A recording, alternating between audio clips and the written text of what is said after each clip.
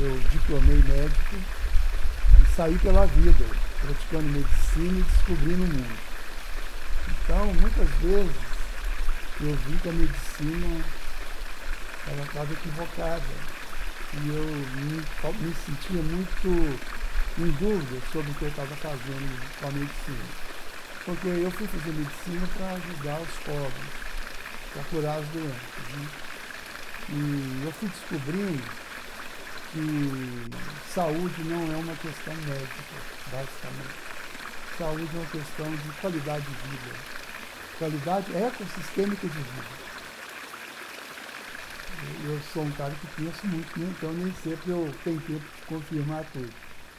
Mas se o peixe não fizesse a piracema, se o peixe fosse se acomodando ao rio que a correnteza vai levando para o mar, o peixe morreria no mar salgado. Então ele tem um instinto de sobrevivência que quando ele vai procriar, os peixes sobem o rio o mais que podem, de forma heróica, para que a reprodução se faça o mais longe possível do mar e dê tempo deles crescerem e se instalarem antes de chegar no mar salgado. Então, é uma coisa para a gente pensar por que acontece isso, né? E na vida humana também, as pessoas que ajudam a mudar o mundo são pessoas de piracema, pessoas que enfrentam a corrente.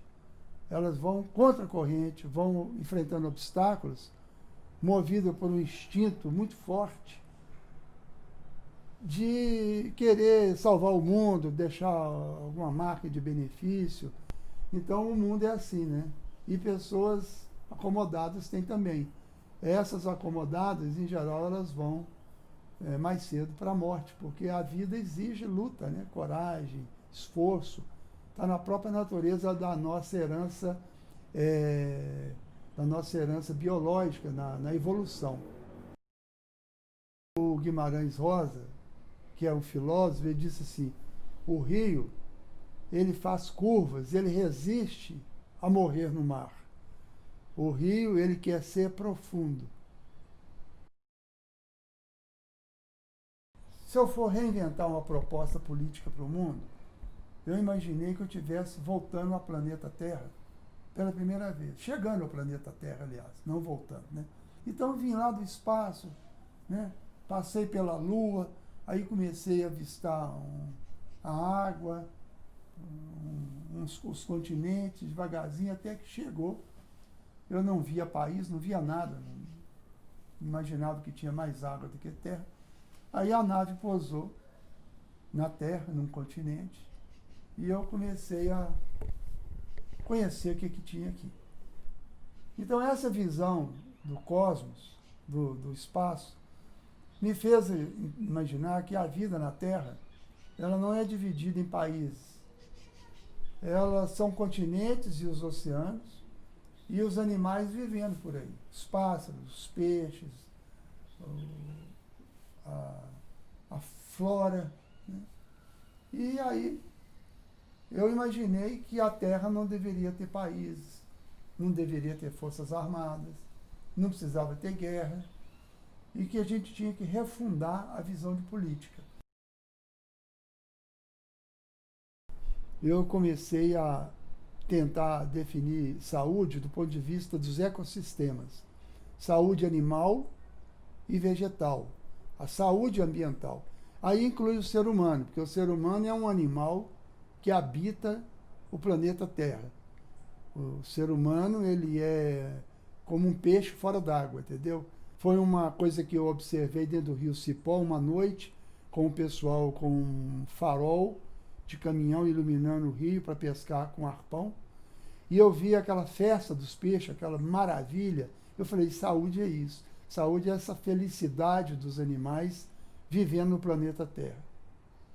Um rio sem poluição, um rio com as matas ciliares bem conservadas, um rio sem esgoto, sem lixo. Então, eu procurei transportar aquilo para uma cidade. Uma cidade saudável seria como um rio saudável. Uma cidade saudável é um ecossistema humano, assim como o rio é um ecossistema para os animais tipo peixe e outros. Então, uma cidade saudável, ela tem habitantes saudáveis. Eu não posso ter habitantes saudáveis numa cidade doente, com lixo, com esgoto, com estresse, com distâncias longas, com as pessoas morando mal, porque não corresponde à satisfação das pessoas enquanto seres vivos em seus habitats, entendeu? Eu posso virar o jogo se eu investir nos ecossistemas e entender a relação entre a saúde humana e o resto da fauna. Aí eu começo a voltar ao Jardim do Éden, entendeu? Eu começo a repovoar aquele local que eu abandonei, que eu desprezei, porque ao me ligar com os deuses, eu rejeitei os meus semelhantes. E fiquei no meio do caminho. Eu não fui nem aceito pelos deuses e não aceitei os meus companheiros de morada aqui na Terra. O que nós tentamos mostrar é que a história natural e a história cultural, elas têm a mesma origem. Por exemplo, você é um ser humano. Seu corpo é composto de átomos. O peixe é um membro da fauna composto de átomos, que vive na água e você vive porque tem água dentro de você, do seu corpo. Então, se você pensar bem, todos nós somos filhos das estrelas. Por quê? Todos os átomos que tem no planeta Terra foram formados há bilhões de anos em alguma estrela, pela temperatura e pressão, formaram os átomos e as moléculas. Quando essa estrela explodiu, espalhou essa poeira no caos aí do universo, e isso foi girando até formar o sistema solar e outros. Então nós somos filhos das estrelas, nós somos extraterrestres também, porque a nossa composição de nosso corpo veio do espaço. Então, formou o peixe como formou o ser humano, formou a onça. Primeiro formaram-se os vegetais, a Bíblia fala isso. Depois os vegetais comendo, depois surgiu os animais porque tinha os vegetais para ele comer. E foi diferenciando, né? O ser humano foi o último a surgir. Nesse Jardim do Éden primitivo, nessa vida primitiva, todos tinham alimentos. O ser humano não existia ainda. O sol, através da fotossíntese, da energia do sol, produzia todos os alimentos e matéria orgânica. Então, os peixes, os animais todos tinham alimento. Não tinha economia humana, não tinha ser humano ainda. Mas também não tinha lixo, não tinha esgoto, a distribuição dos alimentos era por todo lado. E eles tinham um mundo sem fronteira para percorrer. Não estava bom aqui, andava 30 quilômetros e ia morar tranquilo. Até que chegasse algum invasor, você podia ir migrando. A economia humana, ela não contribuiu para melhorar o mundo do ponto de vista da ecologia, porque instituiu a queimada, o uso de agrotóxico, o desmatamento. Então, eu pergunto, se o ser humano é tão inteligente, ele deveria ter, pela ciência, melhorado o planeta Terra e não ameaçado a sobrevivência dos ecossistemas. Então, nós estamos piorando a situação em vez de mudar, porque o ser humano está vidrado em ganhar dinheiro e ter mais poder, né? Então, você começa a mexer com filosofia, você começa a mexer com concepção de mundo. O que é a medicina? Qual é o papel da medicina? O que adianta você formar mais médicos no Brasil inteiro, se está aumentando o lançamento de agrotóxicos por avião, se os alimentos estão envenenados, se aumenta o estresse da vida urbana, as pessoas estão ficando doentes, se aumenta os impostos. Ou seja, a medicina para que é? Então, não vale a pena, porque uma coisa é contra a outra. Nós estamos numa casa dividida, uns lutando contra os outros. Então, a questão ambiental nos coloca diante de uma questão filosófica. O que nós estamos querendo fazer, o que nós estamos fazendo aqui. Eu acho que nós estamos desorientados, né? O ser humano, quando ele questionou a liderança da Igreja Católica, quando o ser humano começou a descobrir que a Terra não era o centro do mundo e que a Terra girava em torno do Sol, né? Foi um passo na evolução humana muito importante. O ser humano ele começou a ficar meio doido, porque ele falou, puxa vida, tudo que a gente acreditava mudou.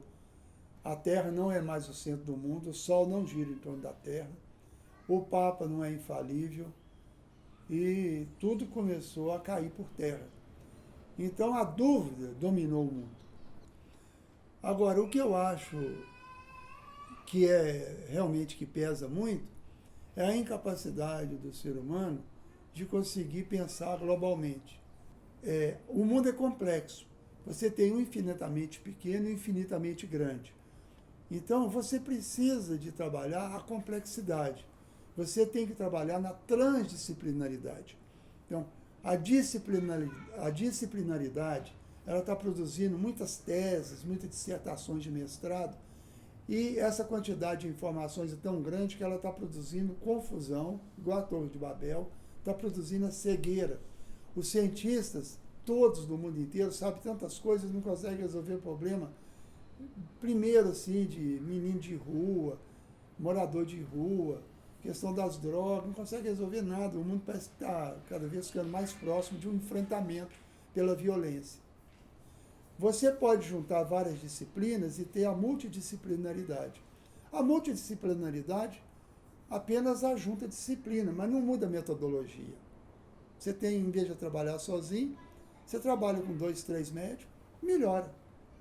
E você tem a interdisciplinaridade, em que você começa a reestudar um assunto, colocando em xeque as disciplinas. Em princípio, a disciplina fala, nós todos podemos estar errados, vamos unir e tentar redescobrir como que esse objeto funciona na prática.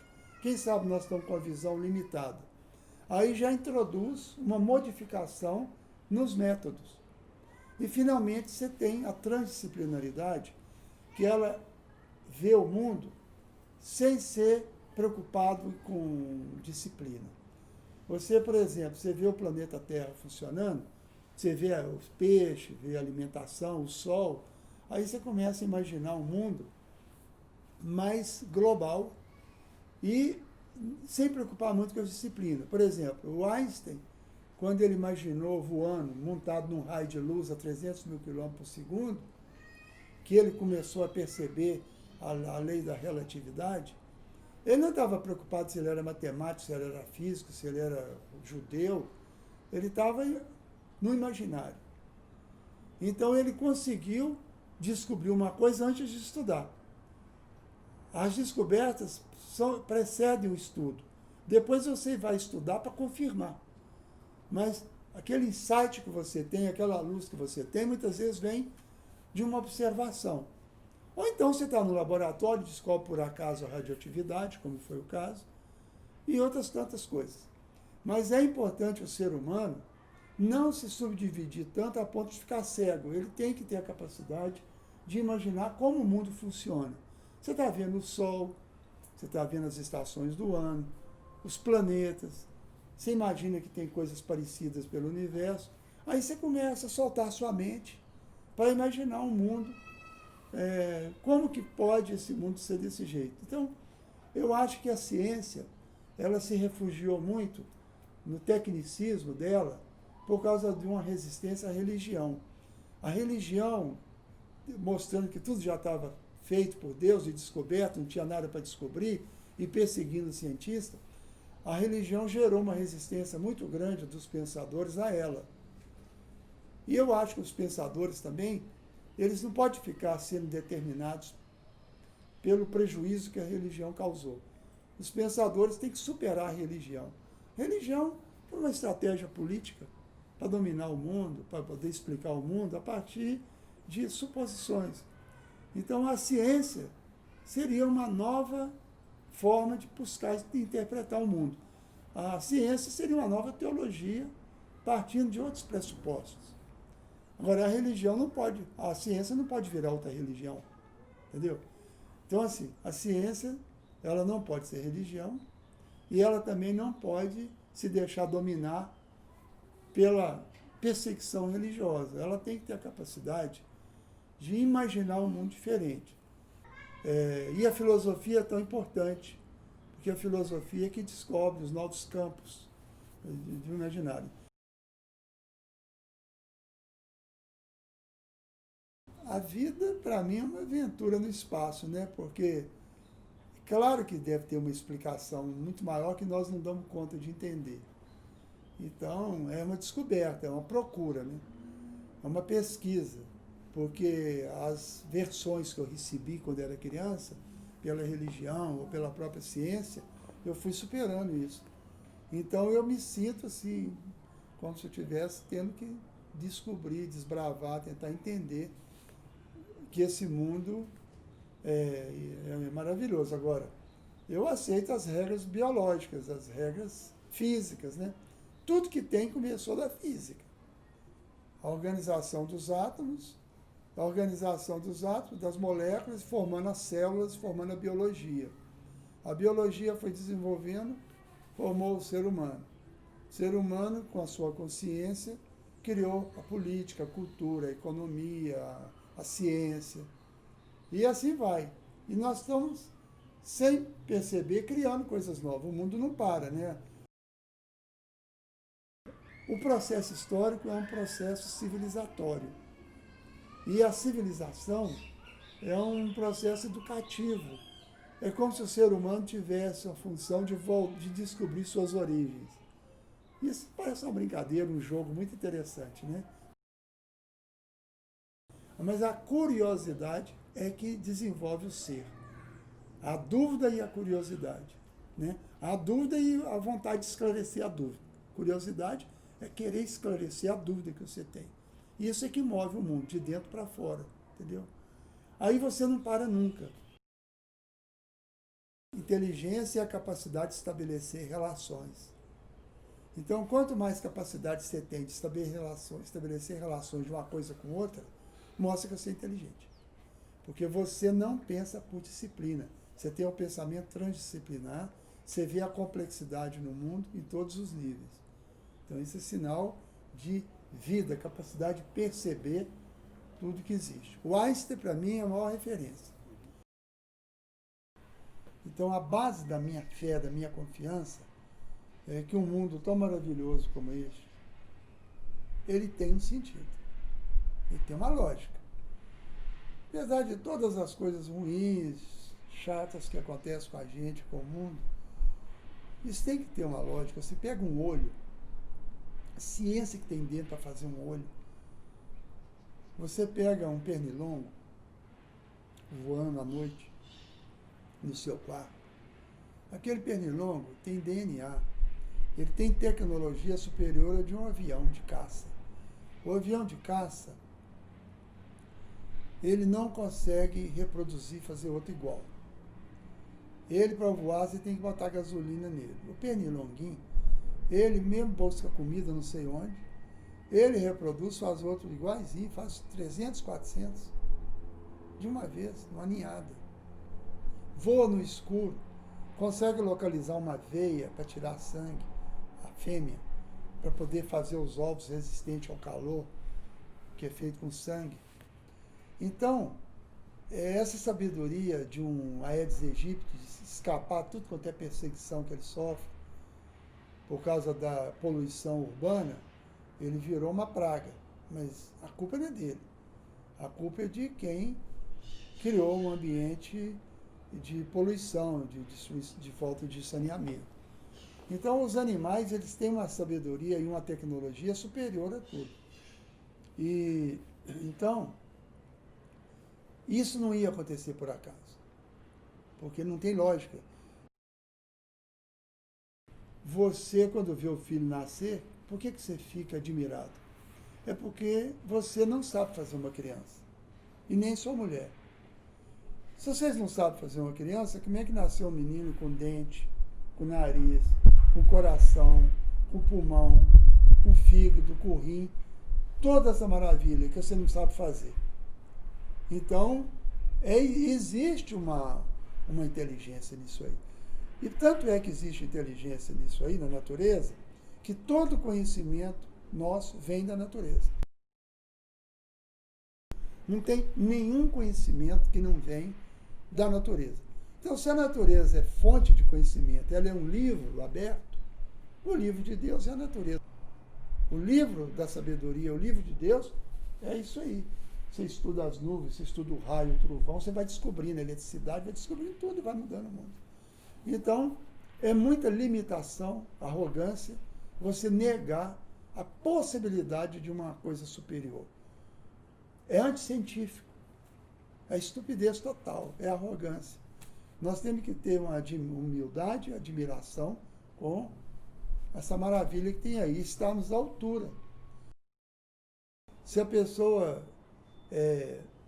tiver assim a capacidade de perceber como é que o mundo é bacana, e bonito e cheio de coisa, ele não seria mal, não faria maldade com os outros. Então a maldade é fruto da ignorância. Isso é importante, que se a maldade fosse fruto da maldade, você não teria recurso. Foi o erro da religião. O homem é mau, então a maldade só perdoa se Deus morrer na cruz para nos salvar. Agora, se eu falo que a maldade é fruto da ignorância, da incapacidade de sentir o mundo, de admirar as coisas bacanas do mundo, aí eu posso resolver pela educação, sobretudo a educação artística. Eu acho que o que muda o mundo são as artes. A música, o teatro, a literatura. Ela torna o homem mais sensível para ele aprender não só matemática e física, mas para ele aprender a conviver e a criar um mundo para todos, entendeu?